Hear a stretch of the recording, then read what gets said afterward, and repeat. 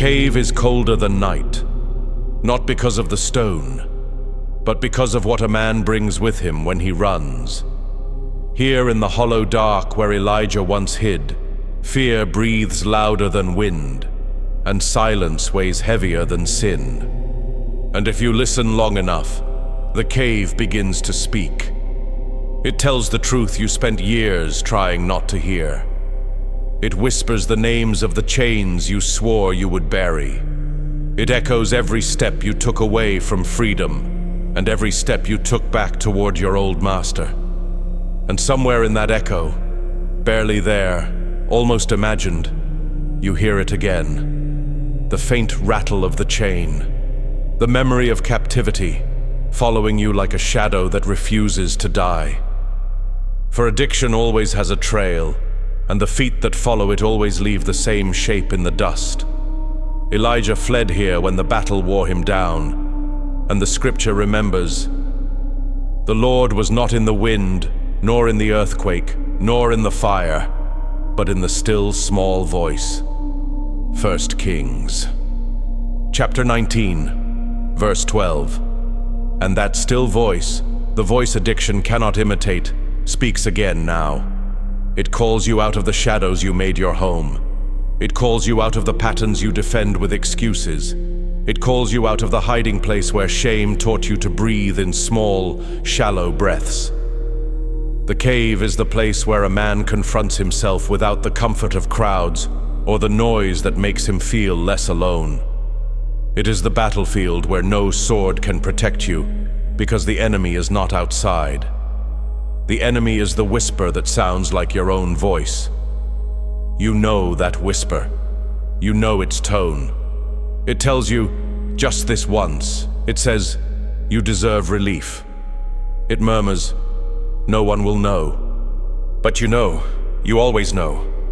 And in the stillness of the cave, where every lie loses its volume, the truth stands naked before you. You do not fight addiction by accident. You feed it, or you starve it. And the cave reveals which path you have chosen. Outside this place stretches the valley of dry bones, a graveyard of men who lived half-lives because they bowed to cravings they could have conquered. They walked and worked and breathed, but their spirits were dust. Their will was ash. Their joy was a memory. And the ancient record declares, I will cause breath to enter you, and you shall live. Ezekiel, chapter 37, verse 5. But no breath enters the man who keeps returning to the smoke of his own ruin. And again, from somewhere behind you, the rattle of the chain lingers like a curse you almost mistake for comfort. Addiction is not merely habit, it is a hunter. It waits in the cave with the patience of hell itself, knowing you will return to what once numbed you. But hear me, and hear me with the gravity of a man who has seen chains break in the dead of night. You cannot conquer an enemy you refuse to name. You cannot kill a beast you keep feeding in the dark. A faint vibration stirs in your chest, small, subtle, but unmistakable. A trembling in the soul itself, not fear, not craving. Something deeper, the tremor before freedom. Every man feels it the moment the truth begins to surface. So I ask you now, not gently, not softly, but with the edge required for a soul that must be shaken awake. When temptation brings the same chain wrapped in comfort, will you call it relief? Or will you finally call it captivity? This is not a poetic question. This is the place where your will divides. This is the watchtower moment where the man inside you must take the first step out of sleep and into war. The cave listens. The chains tremble. The tremor inside you deepens. Freedom begins when denial dies. And to leave the cave, you must walk toward fire. The shift from cave to furnace is never gentle. It happens the moment a man stops hiding. The moment he faces the darkness he once fed. The moment he steps forward, and the air changes. The stillness behind you fades, and the heat ahead of you rises, slowly at first, then like breath against your chest. You feel it before you see it. A tightening in your ribs, a vibration under your sternum, a pulse that is not fear and not craving, but something far older. The tremor before freedom. And beneath it, faint but undeniable, the rattle of the chain as if the furnace itself calls out the thing you must conquer. For every man who steps out of hiding must walk into heat. Not a heat that destroys, a heat that reveals.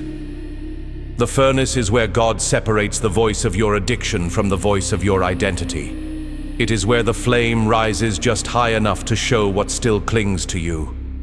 Addiction thrives in comfort. It rots in fire. Lo, I see 4 men loose, walking in the midst of the fire, and they have no hurt.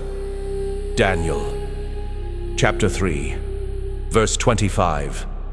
Those flames that terrified kings could not touch the righteous, but they burned the ropes that bound them. Hear that. Let it strike you. Let it carve through your excuses.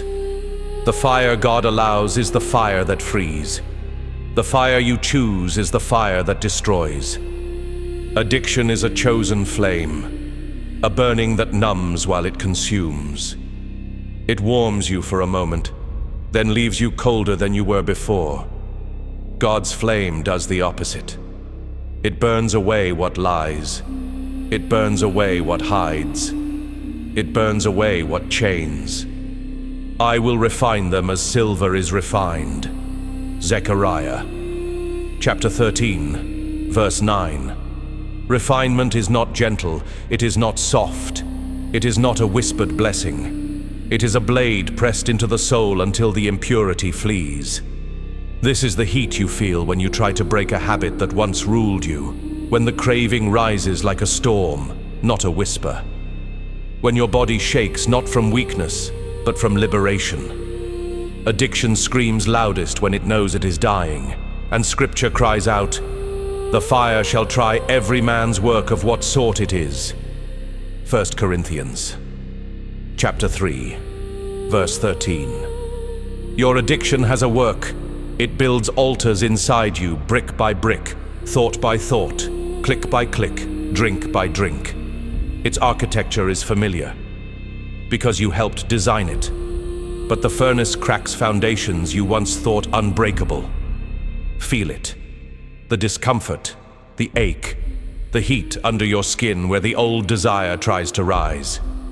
This is not temptation winning. This is bondage dying. And the truth stands unshaken. Our God is a consuming fire. Hebrews, chapter 12, verse 29. Not a fire that harms you. A fire that harms what harms you. In the furnace you learn what kind of man you are when no one is watching. Not the version you show the world, but the version you face when your mind whispers at midnight. A whisper that once knew your weak points, but now trembles. Like the chain it came from. You feel it again. That pulse, that vibration, that rising force. The tremor, stronger, sharper, more insistent. Because before a man is free, he must be honest. And honesty is fire. And so the sacred text remembers, the heart is deceitful above all things. Jeremiah, chapter 17, verse 9. Your addiction knows this. It hides in the language of your fears. It speaks in the tone of your own reasoning. It tells you you're not strong enough, not ready enough, not holy enough, not disciplined enough. But lies lose power in the presence of flame. Do you feel the shift? That tiny quake inside your chest. No longer subtle, no longer shy. The tremor before freedom becoming the tremor of freedom. And right there, in the rising heat, when your defenses fall silent and your soul stands bare, the second strike comes, not as confrontation, but as exposure. What do you still hide in the shadows when you believe no one is watching? Do not answer quickly. Quick answers lie, slow answers heal. What you hide is the thing that still owns you. What you bring into the fire is the thing that will die. Look at yourself, not with guilt, but with clarity. You are not falling apart. You are being revealed. You are not breaking. Your chains are. And the tremor rises again. The soul's warning that the next step is the one that changes everything, because every furnace has a door that leads to breaking. And you are standing in front of it now. There is a moment in every furnace where the heat becomes revelation, where the man who stepped in trembling is not the man who stands here now. You feel it deep beneath your ribs, a vibration rising, a pulse you cannot silence, a shaking that is not fear and not craving. It is something older, something truer. The tremor before freedom. The cave exposed your truth. The furnace tested it. But the breaking, this moment, is where chains lose their arrogance.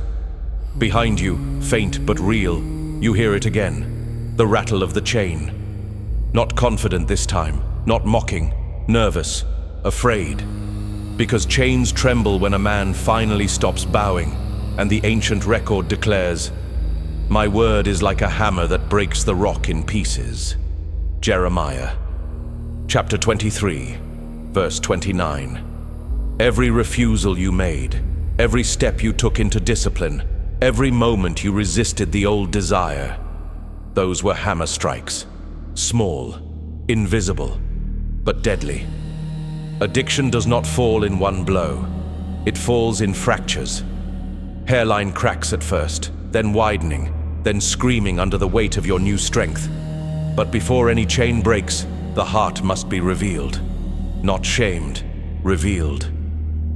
The temple of a man's soul is not overtaken in a single night. It corrodes slowly, thought by thought, compromise by compromise, the quiet, subtle permission that lets a small idol become a throne. Until Christ walks in, and the sacred text remembers, he overturned the tables. Matthew, chapter 21, verse 12. He does not negotiate with idols. He does not tolerate secret shrines. He does not share space with the things that enslave you. So when the Spirit begins overturning tables inside you, do not resist it. Those tables were never yours to protect. You feel the tremor deepen again. Your breath sharpens. Your vision tightens. Your awareness narrows to this single burning truth. You are not breaking. Your chains are. And Scripture cries out, "I will give you a new heart." Ezekiel, chapter 36, verse 26. This is what you feel now. Not weakness, not collapse, but rebirth pushing against the old structure. Your addiction once spoke boldly. Now its voice cracks. Its chain rattles with desperation. Its grip slips. The altar stands before you. The place where the old self dies and the new self rises. This altar is not a place of death for you. It is a place of death for the thing that once owned you. Lay it down, not gently, not carefully, completely. You feel the tremor peak, the quake within the soul that signals a shift in the unseen. And in that moment, the moment between surrender and breakthrough, the chain goes silent. Not victorious. Defeated. You inhale, and something ancient breaks. Not you. Not your identity. Not your worth. Your bondage. And when that happens, there is only one place left to go. The prison where freedom becomes real. Freedom does not begin when the chains fall. It begins when a man finally steps into the place where those chains must be confronted. The prison cell is not the end of the journey. It is the place where you discover whether you wanted deliverance or only relief. You step into that midnight now. The air is heavy, the stone is cold, and somewhere in the corner, faint, brittle, desperate, you hear it one more time, the rattle of the chain, not strong, not commanding, barely alive, and inside your chest, the familiar vibration grows. Not fear, not weakness, but something awakening. The tremor before freedom. Paul and Silas knew this place.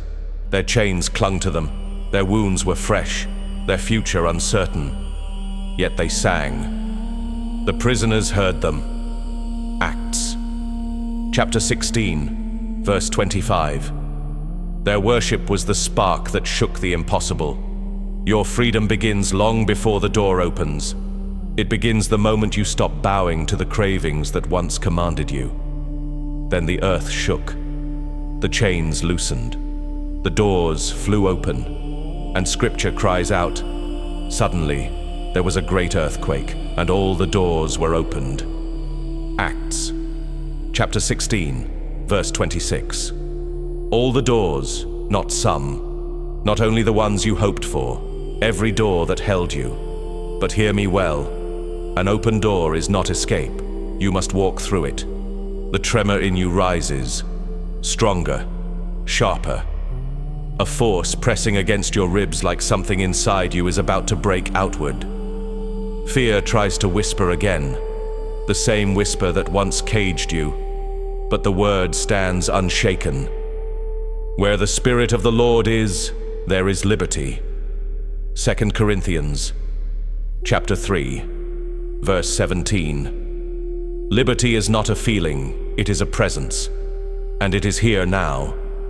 The rattle of the chain fades to nothing, not because it won, but because it knows this is the moment it cannot survive. And now the final strike descends. Not soft, not symbolic, but a command spoken with the weight of heaven. Drop the chain, turn your back on the door, walk out of Babylon, and do not look back. Not later, not someday, not when you feel ready. Now, in this cell, in this breath, with this trembling clarity that tells you the moment has arrived. The chain rattles once, a last protest, a final gasp, then falls silent, completely silent.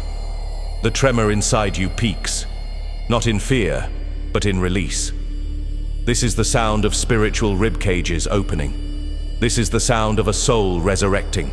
This is the sound of a captive restored. Walk forward. Let the shadows shrink behind you. Let the weight lift. Let the light rise on your face.